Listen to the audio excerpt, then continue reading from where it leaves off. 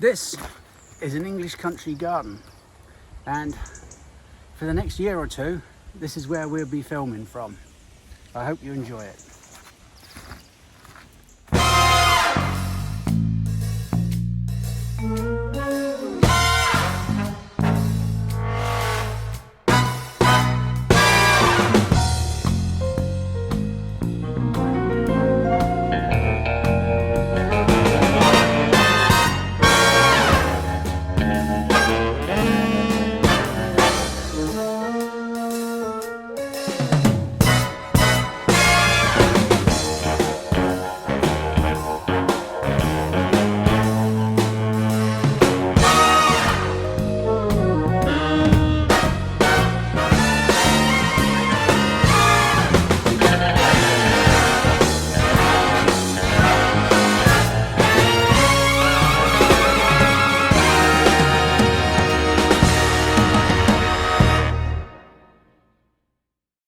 Well, it's the month of May, probably my favourite month of the year. May, June. It's a lovely month. Everything starts busting into life, both plant life and wildlife. I managed to get rid of the rabbit that was causing me problems in the garden. That's departed this earth. It's not something I like doing, but I don't really have much choice. The other problem that you get this time of the year, and particularly late on in the year when they start looking for shelter, is rats, especially if you feed birds. Now, I'm often asked how you get rid of rats, and if you get services in, they generally use baits, poisons. I've never used those, despite my dog getting rat poison. Now that's a prime example of secondary poisoning. We think he probably ate a bird up on the moor, or a dead bird, and you'll see later in the video that my dogs do eat crap, they eat rubbish, they're buggers. Dogs are of course another way of getting rid of them, but my dogs are getting old now. Well, we're all getting old. I made chicken korma last week. I was making chicken korma, and I got the ingredients out the fridge and here and there and did all the stuff. It was a hairy biker's recipe. If you're American, that's just a pair of people that make cooking videos. And I quite enjoy cooking, so but I'm not an inventive cook, so I use recipes from people like Mary Berry or the Hairy Bikers, or there's a couple of good websites. What's for Tea is good, and there's a very good bloke from the northeast of England called John Kirkwood. He's really good if you like plain, simple, straightforward English cooking. Yeah, John Kirkwood, good website, and his stuff is easy to follow. He does sound a bit like Winnie the Pooh, and I think he has a very unique voice, but he's very good. And anyway, I'm digressing. Yeah, I was making this korma, and it's not only the dogs that are getting old. When I finished it, I was trying to divide it between two basins, one for the next night and one for the night after. Divide it between two, I found impossible. I kept forgetting which one I'd put the last ladle full in. It was quite sobering. And then I couldn't find my phone, and I found that in the fridge. It was in the fridge. I got something out of the fridge and put the phone in the bloody fridge. Anyway, getting back to the rats. If you're not going to poison them, your other option is traps. This is a cage trap. You can use the very large nipper traps, but they tend not to work very well, and the rats tend to get out of them, and you don't know if the rat's been injured. Poison is slow, and you don't want to do it if there's cats and other things around, and owls of course, because mice will eat the poison, and owls and things will eat the mice, and again you get secondary poisoning. So traps is a good way, but you need to be tough about it. You've either got to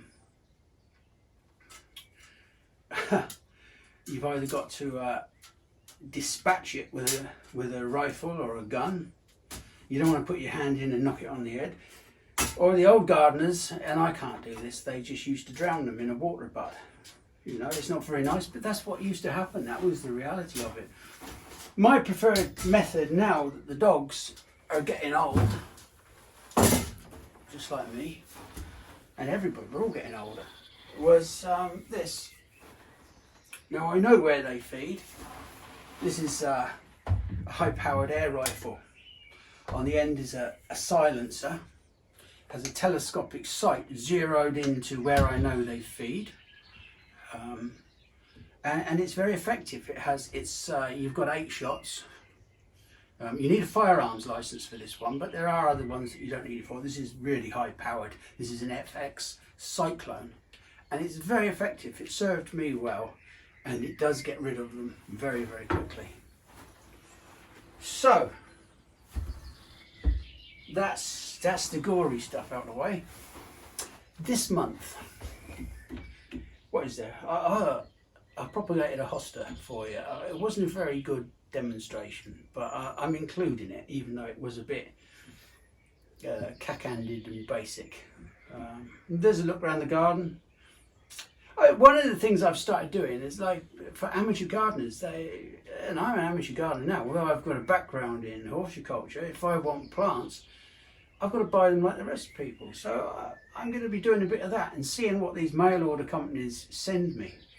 The first batch arrived a week or so back, and I'll show you what I thought of those. I might do a bit of, shall we say, independent research, or not critiques or whatever, but just a few things on where to get plants from and what they're like when they arrive. It's not, I'm not being horrible, it's just that I want to see what people get. I know what I used to sell, and I'd like to see what we get. So that's it for this month. There, I suppose there's a bit from Amanda. Yeah, she's been in America, so I've had a bit from did I call her Bandy?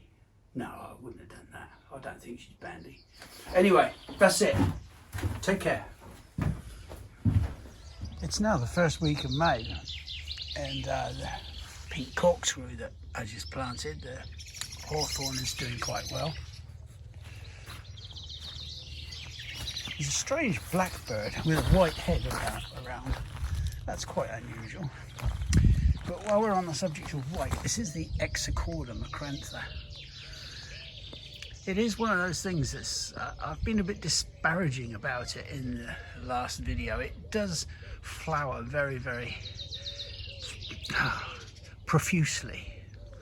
But it is like Forsythia in as much as it's over pretty quick. But they are beautiful flowers. There's a main stem which I could train up and have as a tree. If I don't do that and cut out this bottom in a little while, it's going to spread out, and because of the nature of this garden, it's got so many plants in it that I like. I don't want things so wide. Upright is okay, so I may clear out the bottom and just take it up to a height. The magnolia, this is magnolia yellow bird. Let's see if we can get a bloom down to have a look at. Yeah. Now I let this go. I planted it years and years ago, and because in my final years at Eggleston I was very, very busy, and once my partner there had retired and I had the other nursery, it was hard to keep on top of this garden, which is why it needed redoing. All I did was build on the bones that were there, but you can see I had to take out half of this magnolia. There are, again, I've taken out the bottom. I want it on a height because I want to grow things underneath it, but now it can be let go. I assume it will get really quite tall. I would think about 30 feet. I'm not sure I'll ever see it that tall, but it's doing well. It needed a bit of butchery done on it. I can't put it any better than that. But once it is in flower properly, it will be magnificent. One of the other things I wanted to show you here was the Philadelphus, the mock orange. This has always been a favourite of mine. This is Philadelphus coronarius variegatus. There's another variegated form called Innocence, I think. Yeah, but I don't like the variegation on that. I actually do have one. It's actually nice to have a period of time. This is just a maple, when you can actually get into the garden without it either pissing with rain or blowing a gale. The trilliums are still going, even though we're into May. This is a very nice euphorbia. I think it's called Martini. I need to check that up. Or Martini. These trilliums, I mean, 2 months now, I would say. They really are amazing. And we looked at this last time. This is the Clematis Pamela Jackman. The Brunnera has come into its own. The leaves are starting to get bigger on it. I think maybe it's just taken a year or two to establish.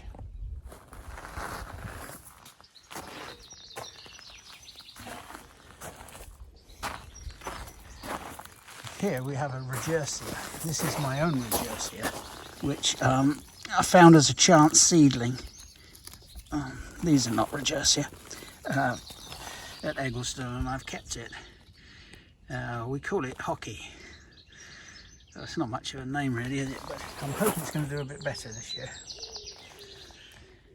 And the room, of course.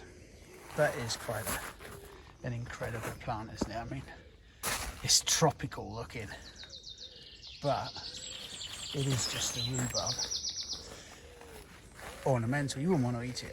Actually, I had some rhubarb the other night and it didn't agree with me. It gave me indigestion, so I just don't like it. I made a rhubarb crumble.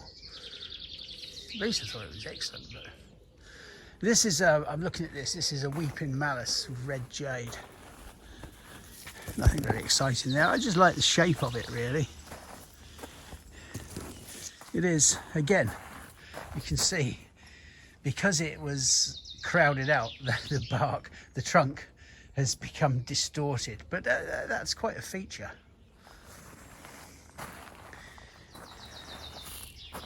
Yeah. Now, what else can we see? These are starting to look quite amazing, and this little rhodie it's the first time it's flowered, and it seems to be quite a very nice shade of pink.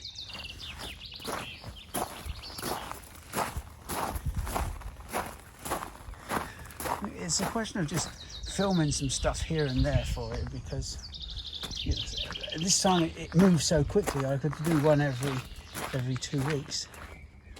This is another rhododendron.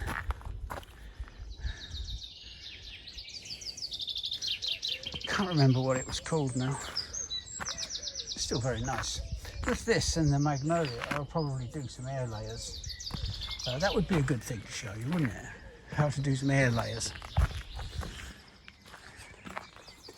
Now, I had a couple of these little areas that had delphiniums in, grazed off by the rabbit last year and grazed off again this year.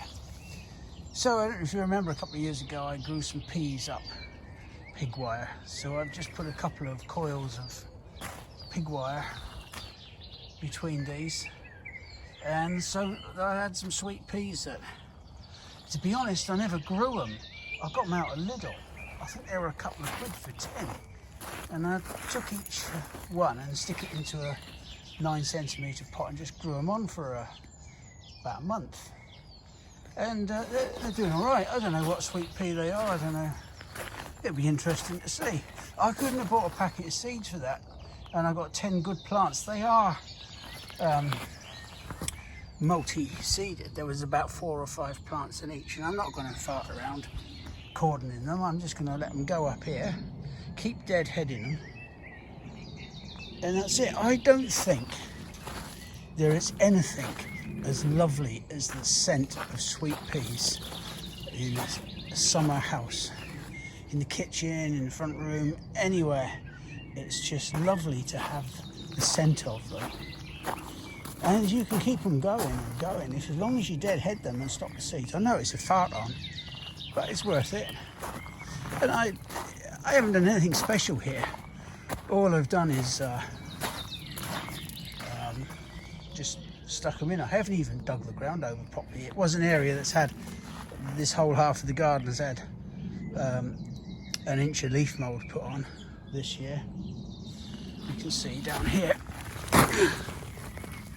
that's all leaf mould. That smells so good you could almost eat it. I love leaf mould. I don't think there's a better thing for the garden. Lots of self-sown poppies. Don't want too many of them. Keep a few. Yeah, it's doing all right. I've got a, as I think, I don't know if I said in the last video, it needs to cottage up a bit, this garden, fill out and have lots of nice, interesting, self-sown things. The whole point of redoing it was to take it back from the wild and then have it as a sort of contained wild, typical cottage. And I don't want too many perennials and too much farting around as I get older. You want it sort of low maintenance, and my idea is to have lots of little secret corners, you know, and the plants will make those corners secret. Keeps me out of the way from getting any fucking jobs. Nobody can find you. Lots of hiding places. See, in that shed there, people know I'm in there. Now there's something you don't see very often. I'm filming this through the window, but it's a blackbird. She's obviously sitting on eggs because she only ever comes down for about 10 minutes, has a quick feed, and then shoots off.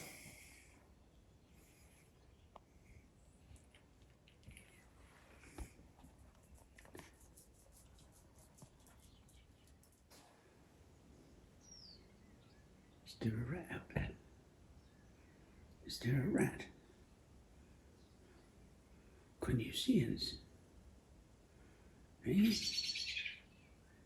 Can you see that rat? I'm gonna have to let you out now. What do you think? It's just sitting out there, and like, it's laughing at you. It is, Chuck, I know you're deaf, but it's laughing at you. You can't hear it. It's saying, look at them two silly tossers in there. Yeah. But if I let you out, you might get ins. What do you reckon? Well, it's sort of like late afternoon, and I'm just weeding around my pond here. You can see there's lots of bittercress, and I want to get it before it starts spitting seeds out into my eyeballs, because it does that.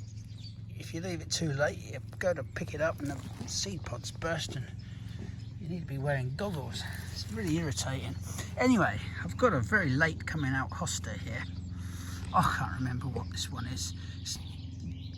It could be one of any, but possibly Patriot, something like that.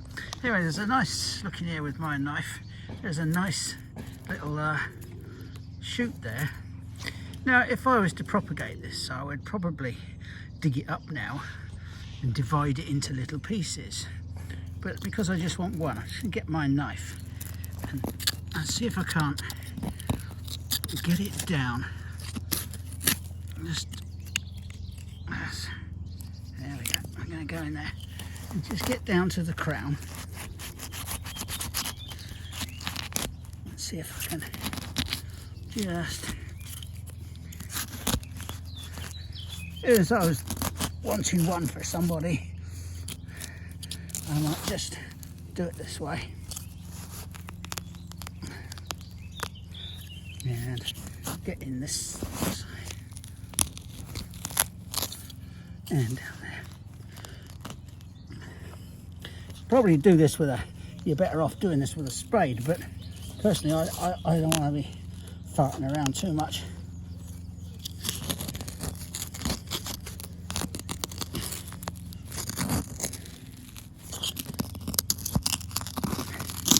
Very stony ground.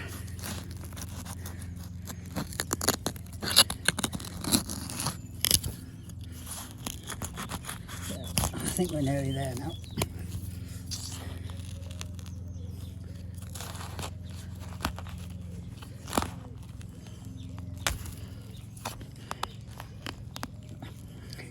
And if I just put my fingers in now,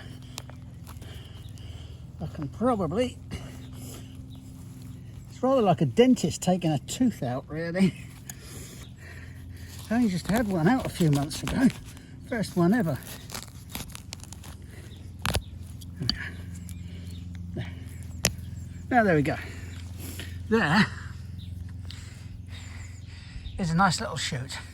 Enough root on there. So what we can do, we'll just give it a little wash in the pond.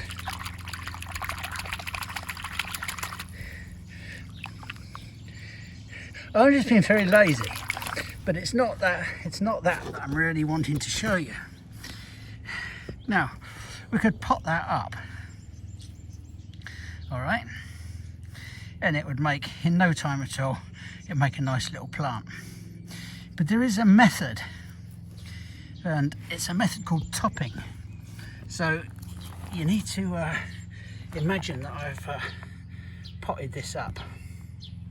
I wonder if I can just turn this round. No, I can't.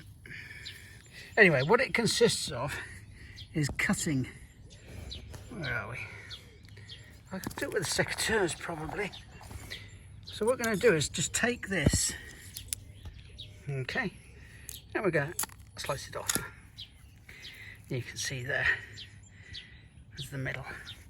Now, it's very hard to do this one-handed. I'll just clean my knife up. You can tell this wasn't an organised demonstration. Obviously, if you're doing it at home. Now, if you remember Brussels sprouts, when I was a kid, you used to have to put a cross down them to make them cook. So if you just go into the crown a little bit like that one way, and then the other, turn it round, and just go down the other way, and effectively put a cross in it. Okay. Now that little shoot there, that you, instead of getting one hosta, you might get 2 or even 3 off of that. So what I'm going to do is pot that up, and if it works, I'll show you in a couple of months' time. If it doesn't, well, we'll forget all about the pucker. I never did nothing like that at all. One of the things of being at Eggleston, there was always somebody around to hold the camera. Here, there's nobody. So there we go. There's our Brussels sprout hosta, and what we do is shove that in there. You would honestly, you would do this on a bench or somewhere more appropriate. And I actually was going to show you how to do this, but in a more controlled way. But I hadn't decided what I was going to do for videos, and by the time I had all of the hostas, as you can see here and around here, they're all too far advanced, and I can't really show you that. However, with this one I can. I just happened to find one that's for some reason late coming through. Don't know why that should be. Anyway, I'm just gonna fill up that hole. It won't make much difference to the plant. Look at all that. Yeah. There we are. I'll stick some water on there and put it to one side, and we'll take a look at it in a couple of months. There is no doubt that Shiravacium or Shirawasanium aureum is one of the finest maples there are. Its lime green foliage in the spring is just wonderful. Let me bring this branch down. Look at that. It is absolutely beautiful. Through that, it has to be an absolute must for the garden. There are other forms which are extremely good, but this one is perhaps my favourite of all. It's initially, in its early stages, very hard to get going, and it can suffer from sunburn. But once it's established, you can prune it to make sort of wonderful tabulated effects. On top of that, it tends to do that naturally anyway. It is a lovely, lovely plant. Absolute must. Now here's the thing. I'm out on a walk and I'm reminded, I've probably said this before, look at these are forget-me-nots. Now, I can put you my search, whatever it is, botanical name up, but there's no need. You know what they are, they're bloody forget-me-nots. Yeah, now, the thing is with forget-me-nots, you see all these perfumes labelled forget-me-not. I think Evelyn and somebody do one. Yeah, there's no smell to them, they're completely scentless. Forget-me-nots don't have a scent. So how can you have a perfume called forget-me-not? Doesn't make any sense, do it? I mean, pretty enough. But, trades descriptions, boy. Trades descriptions. Straight down and in the pond.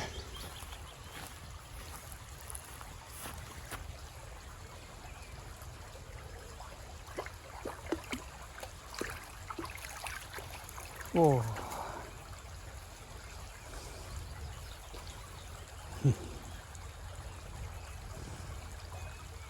Don't know what the sensation is, but they obviously like it. There's a lot of rubbish there. That's obviously, we've had a lot of rain. There's come down the stream and got caught there. I've got eyes on them like hawk today because they eat so much shit. What the, oi! Oh, she's eating grass. What they do is they find anything that's like dead and decaying, rabbit wise. Doesn't matter how old it is, how many bones it's got in it. If it's just like half a skull with a few little teeth in it, they eat a lot. It doesn't matter if it's like, putrefying. They'll eat that and all. I tried to get one out of his chops the other day, and all that happened was I grabbed hold of one end and he tried to run off, and about 5 foot of intestines came out.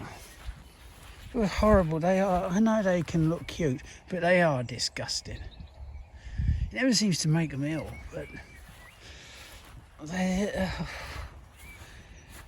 and because I'm getting old now, they sort of go off in 3 different directions, and I can't keep an eye on them all at the same time. I'm sure they do it on purpose.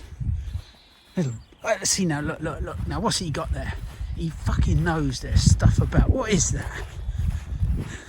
What is that? It's a rabbit head.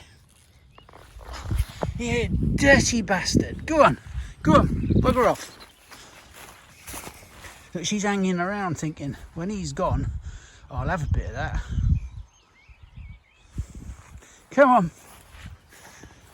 What have you got now? Oh, they drive me crackers. Now. Ulex.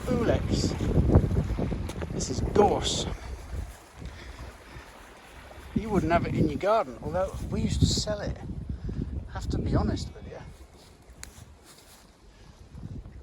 The flower is very dramatic this time of the year, but it's best on the moors or on the in fields.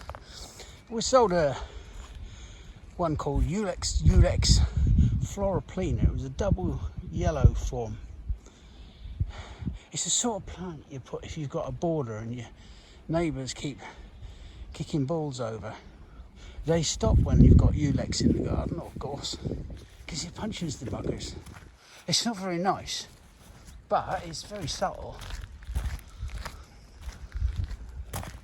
Yeah, an old head gardener I knew used to cut up little pieces of it, and he used to like hoe them into his ground, because he had cats that used to come in and crap in his garden, until his wife kept complaining that when she was planting things she kept getting spiked by the gorse. I've heard of it being done with berberis and other prickly things, but it's a double-edged sword, isn't it? What was the other thing I was going to tell you? I was going to tell you something else. Oh. It will come back, I suppose. Here's a lovely picture. Camassias. They're a very delightful flower, aren't they? Very popular in America, I'm told. And the Dactyla rhiza, there's dozens of these in the garden coming up. As these alliums foliage dies down, they will become more prominent when they put their own flower spikes up. Alliums are strange things. They put up these, I mean, it's just a poncy onion really, but they put up these long flowers, stems with the flower head on the top, and then the foliage dies down. So you end up with a kind of a stick with a blue globe on the end. Nothing really funny about it in the garden, but when you're selling them in pots, it looks like you're trying to con people. It's just like a dead plant with an old flower on the top. It's strange. You have to explain to people that the foliage dies down as it's flowering. That's just an aside. How about these lovely Spanish bluebells? They're not the English one. They're too big and pronounced.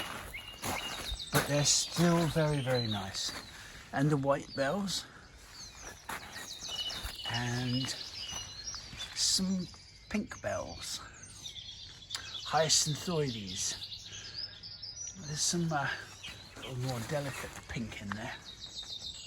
There's some English bluebells mixed in, but they've hybridised now. The Spanish ones are everywhere. But there are some English bluebell woods. I did a video once on the 3 different types. The hybrids, the pure Spanish and the pure English. They're all very nice.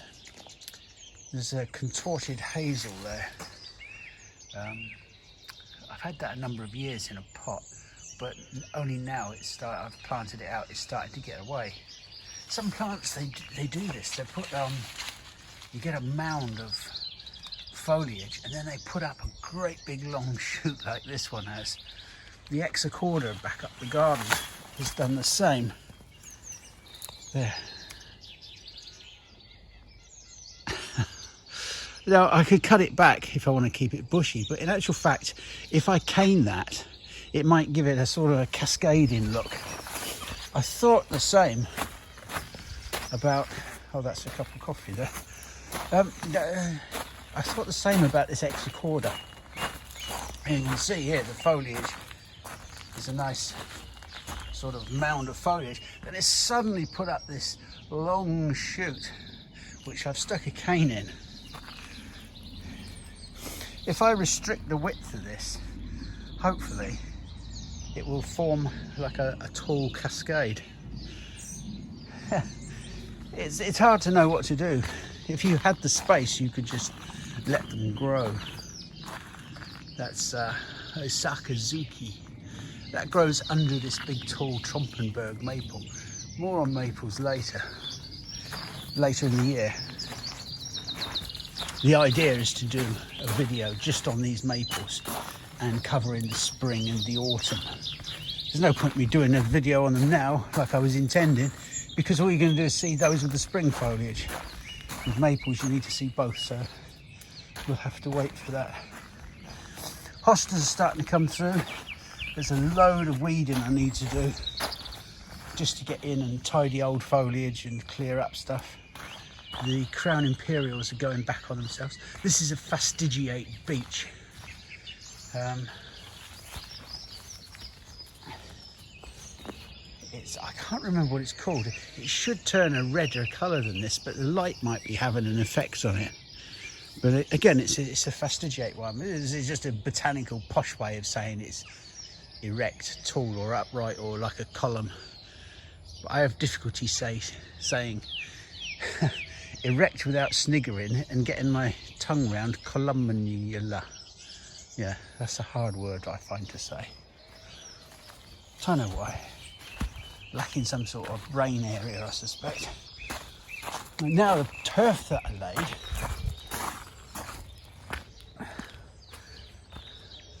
has all taken in nicely. I need to put an edge on it, and that I'm doing here.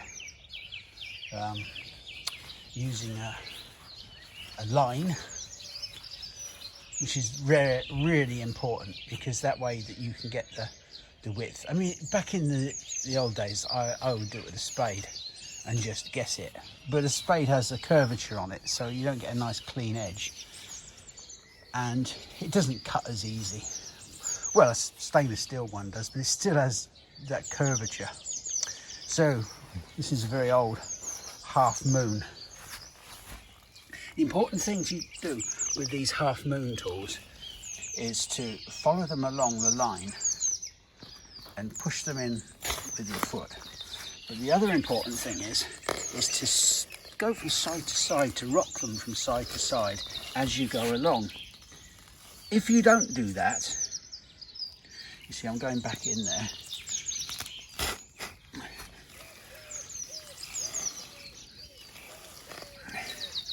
If you don't do that, because of the shape of the blade, if you don't rock it, you get little areas where it hasn't cut through properly. And when you try and remove the sod of earth or the sod of soil, you tend to get little pull-out areas. And these can pull into the grass rather than cut it, and so you end up with little patches that haven't not a nice clean cut. I don't know if I'm explaining that very well, but it's very important as you put it in, rock it side to side so that you're cutting right through. It makes sense if you hold one and look at it. So once this is done and cut in, that'll be much better. I'm toying with the idea of putting some lavenders. A local company, not a local company, but an English company, have sent me some emails with these really 2/3 off offers, and I thought I might buy a few things off of them and grow them on.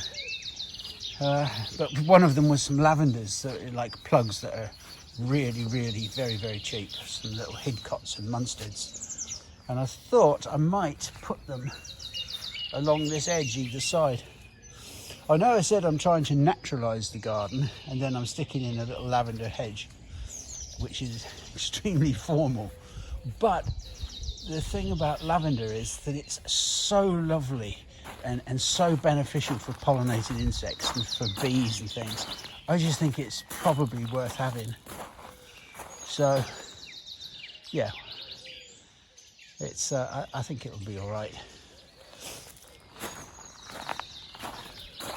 Anyway, this isn't really, it's not really, it is a plant collection. I'm trying to make it look as natural as possible, but in the end it is a collection of plants. Most gardens wouldn't have this many plants in. Not unusual ones. I've got them everywhere. And they're plants that I've sold in the past and have a sort of like attachment to some of them. I know, it's pathetic. It's ultra pathetic. It may not strictly be a Japanese maple, but this one is a platanoides, Acer platanoides, and it's called Princeton Gold. And it is absolutely exquisitely gold. That's my new word, exquisite. I seem to be using that quite a lot. It got a bit one-sided here and I hacked it right back. But you can see it's like a gold sycamore.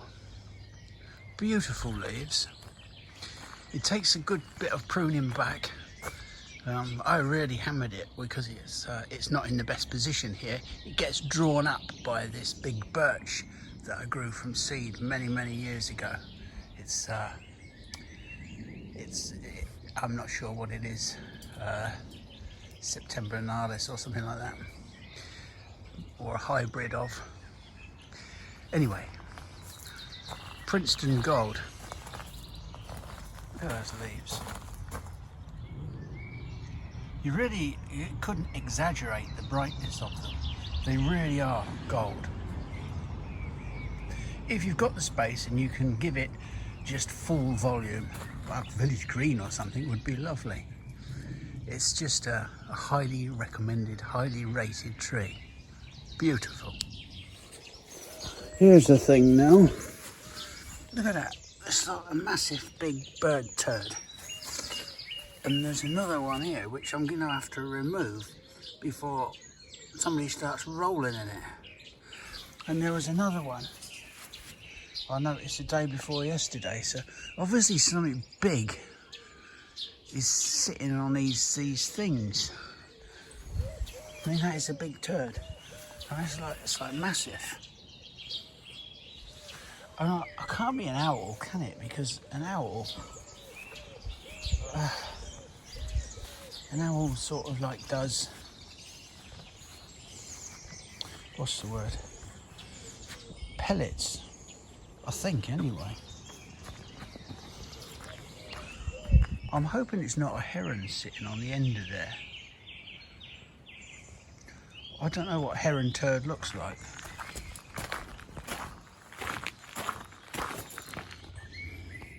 You know, if you're a gardener like me, you work away doing things. I'm working on this turfed area, and you think about things, don't you? I've been thinking about the most obscure things. There's 3 things I've been thinking about, and I can't get them out of my head. I don't know if you ever do that. You're working away, and these things pop into your head, and you go away and do something else. You might go inside and have your dinner. You pick up the same task, and the same thought creeps into your head.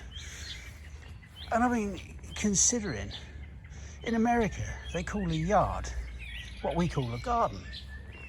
Now I can't understand this. For us, a yard is like a paved area or an enclosed area by walls out the back where you had the privy.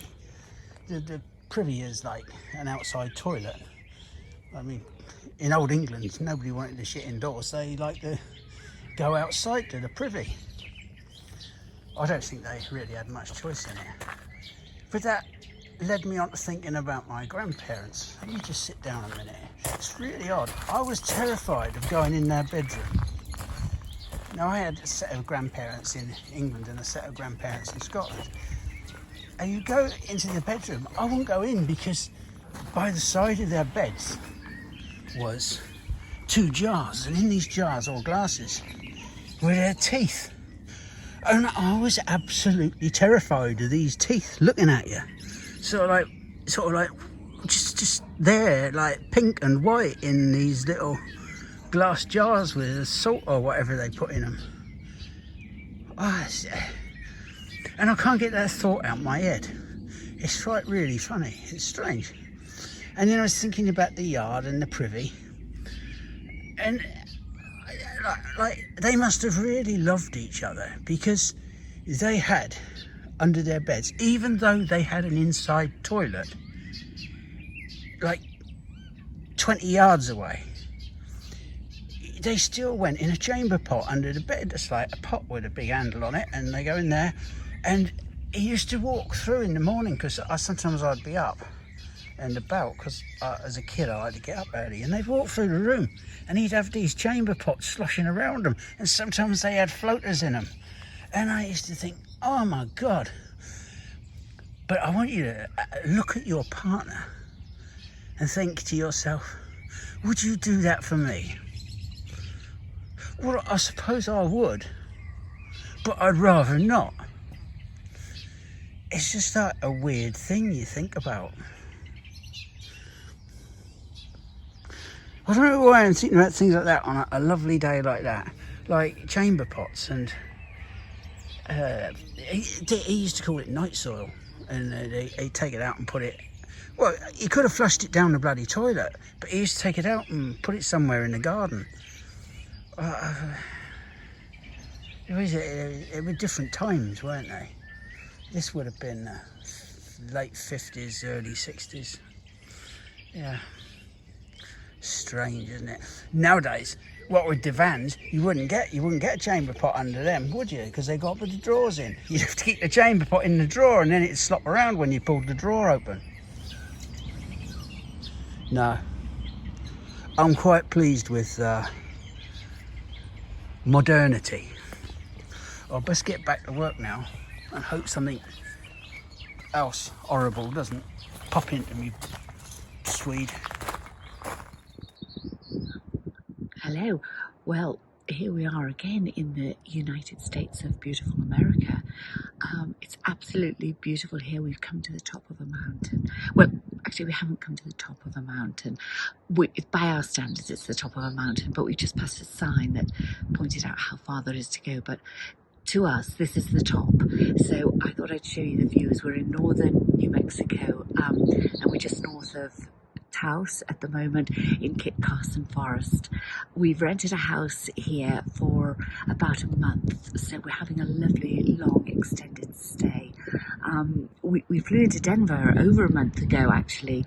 Went straight down through Denver into northern New Mexico, Ghost Ranch, spent some days there, then down into Arizona, going really from snow into really hot temperatures in Arizona.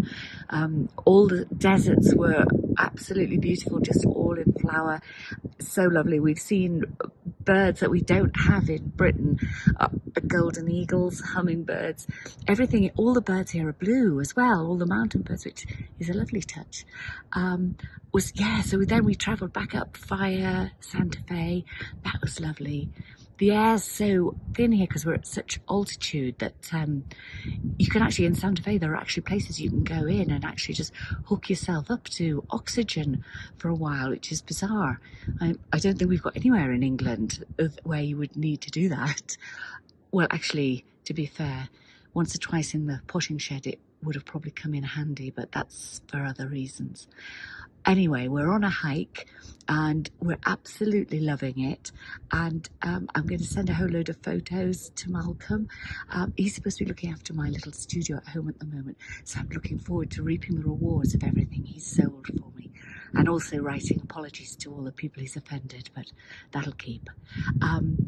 So we're having a lovely day. We've still got about 3 or 4 weeks left and can't believe how blessed we are. I hope everyone's well and happy. one of the things that always strikes us when we're in America is how tiny we are. You know, we've seen the Grand Canyon, we've seen the Canyon de Chelly, Shiprock, we've walked through Kit Carson Forest, and we're staying very close to the Rio Grande Gorge. These are things that have been here for millennia, and it does make you feel very temporary. That's why I've chosen this poem, which is by Noel Coward. He was a British man, but he also spent quite a lot of time in America, and it's called I'm Here for a Short Visit Only. I'm here for a short visit only, and I'd rather be loved than hated. Eternity may be lonely when my body's disintegrated, and that which is loosely termed my soul goes whizzing off through the infinite. By means of some vague remote control, I'd like to think I was missed a bit.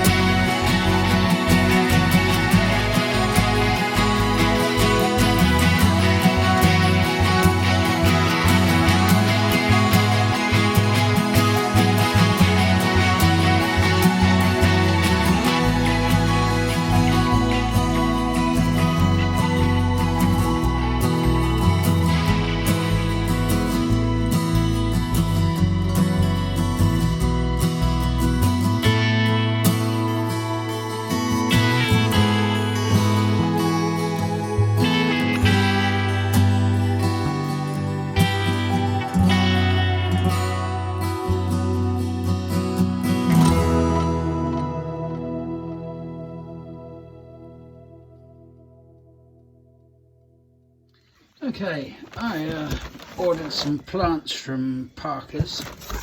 Not Parker's Wholesale, who I've dealt with for years, but just as an ordinary sort of garden customer.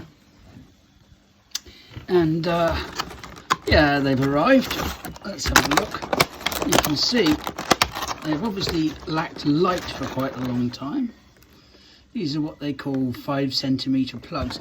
I wanted some nice aqualegias to just stick around the garden, and I can't be bothered with farting about with the seeds. So I think this lot cost me about 30 quid, 40 quid, 35 quid, something like that, somewhere around there. And they're nice little plugs, but they are very well, they've suffered a bit. They've obviously been in the dark a long time. They'll soon recover, but they need moving up into a little thing there. I think they've worked out at about 90p each, 80p each. They're not a mini plug, they're a good sized plug, so let's be honest about that. I'm not very happy about how dark they are, but I'll nip that little flower bud off and we'll see how quickly they recover. I will put them into some 9cm pots. I think there's some Barlow mix, that's the double bloomy ones, some Constellation mix, which I believe is one with nice long spurs on, and what was the other one? Star Series, yeah, I know that. And it's 15 of each. I think they were on like a half price offer or something like that. There's about 45 of them, I suppose. So we'll get them potted up and we'll keep an eye and see how they go. I've dealt with plugs all over, you know, in the nursery business, and usually they're smaller than this, and they're a lot cheaper, obviously. But for the home gardener, you know, I have to buy them in hundreds, whereas if you're just buying a few, it's much more labour intensive for the company. I'm not on Parker's payroll or anything, and I'll wait to see. I've got some others coming from Parker's again, and I've got some coming from DT Brown, which is a seed company I know, and we'll see how they go. I just want to see how it works for the ordinary gardener that's not got access to all the wholesale suppliers that I would have had access to. I think if I was relatively new to gardening, I'd be a little disappointed with these plants. Admittedly, were on a half price offer, and it is the end of the season. But I received a note on Monday that they were coming, and it's now Saturday. They've arrived, so they've been 5 or 6 days boxed up in the dark. You know, they're packed with these polythene sort of pack things, which helps keep the moisture in, but they've had no light. However, on the positive side, they've got a beautiful amount of root, very good amount of root, so if they green up they will be fine. My problem with them is probably that they may have damped off a little bit. There's like this one, there's not much to it, is there?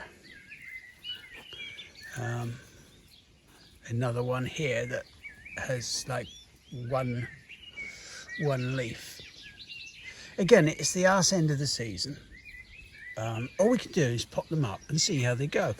I suspect they'll be all right, and given another 3 or 4 weeks, they'll start to really pick up and green up, and by about the middle of June, end of June, they'll make nice bushy little plants. But let's pot them and see. I'm not going to condemn anybody, because I've grown stuff worse than this before, and it's been fine. They are sturdy little plants, and I suspect if I'd paid the full price and got them earlier in the year, they'd have been very, very special little plants. I didn't. I got them half price, and let's see how they do. Okay, this is the Aqualegias from Parker's potted up. The ones I was not too happy with, I've put on the right. You can see at the end there, I think that's the, what is it, the star mixture. There's about 5 in there that I personally wouldn't have liked to have sold. In the Constellation mixture, there's 3 that they're okay. I'll tell you a bit more about that in a minute. And then in the Barlows, there's 1. I suspect most of them will be all right, and they'll catch up. It's worth remembering that these are mixes, and where you have a mixed amount of plants, this is why, well, I'll explain that when you have a mixed amount of plants, the different colours can have a variability in strength. Some colours tend to be stronger than others, stronger growers. That's why when you say you sow a load of Aqualegia seed, if you just pick out the strongest, the likelihood is that you'll get fucking dogs. The likelihood is that you'll get all one colour, or near as damn it, the most dominant colours. It sounds counterintuitive, but the idea is to pick out some of the smaller ones as well, a good mix, of vigours in the seedlings, and I suspect it's the same with these. I have of course used a good compost. If you're going to stick these in a multi-purpose compost, I really wouldn't bother. I would use a good potting compost.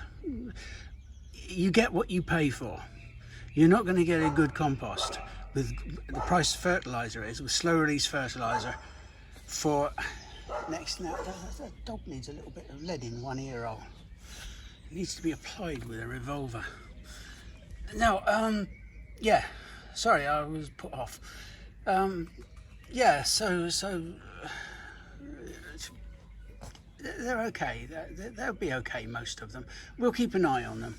I want to do more of this stuff because now I'm the same as everybody else. I'm just an amateur gardener. Admittedly, I've got a background in growing plants for retail, but I'd like to see what people buy and what they get. And some of these big companies, they send out stuff, and I get the impression sometimes if you're not very experienced, you can get a bit disheartened. If I'd bought these, I would be probably a little bit disheartened in what I'd got. But as I've pointed out, we did get them at the arse end, and they were half price, but I think you'll be surprised how well they do. Let's wait and see. Another 4 weeks, 6 weeks, and we could have some nice little plants to plant out.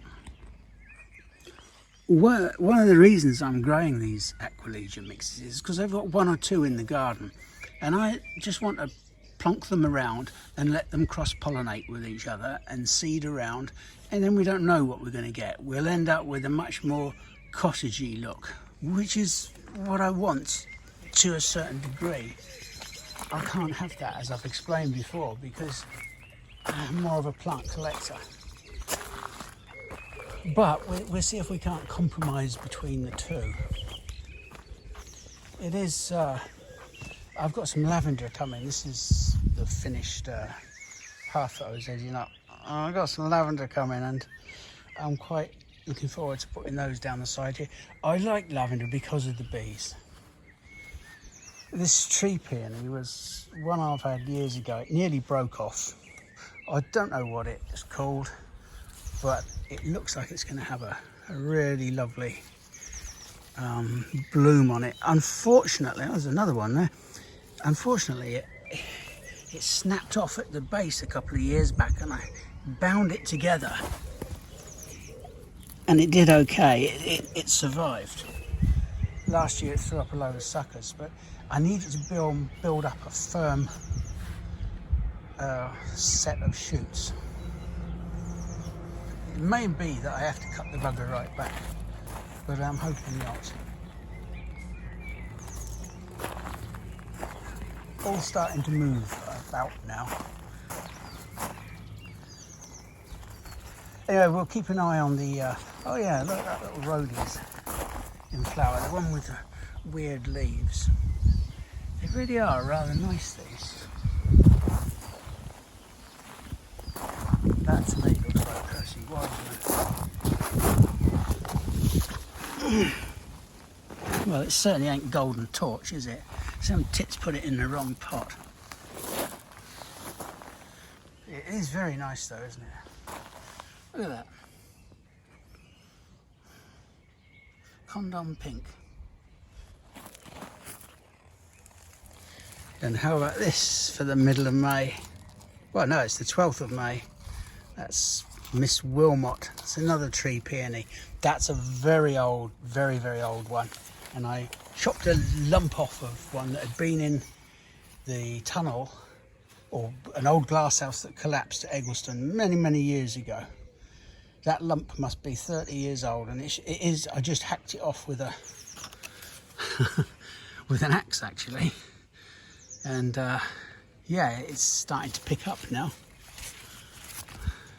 But you can see some of the old stem in here. I'm very pleased. I've seen it grown under cover. They grow the size of dinner plates. I'm no exaggeration. That's about a quarter of the size that it would normally grow. lovely. It's called, this is Kelway, I think. Yeah. There they go. Bath time at the races.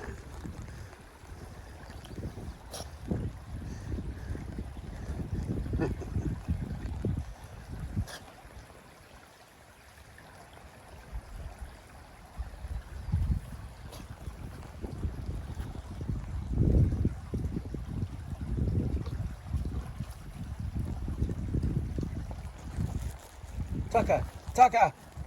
Oi! Oi! No! Oh, for fuck's sake. What is that? Get off, get off, get out. I've no idea what that is. Oi! Oi! No! No, come here! Get it out, get it out. Get it out. Oh, that's fun. Come here. Come here. No, let go. Dirty. What the fuck is that? What? Oh, Jesus Christ.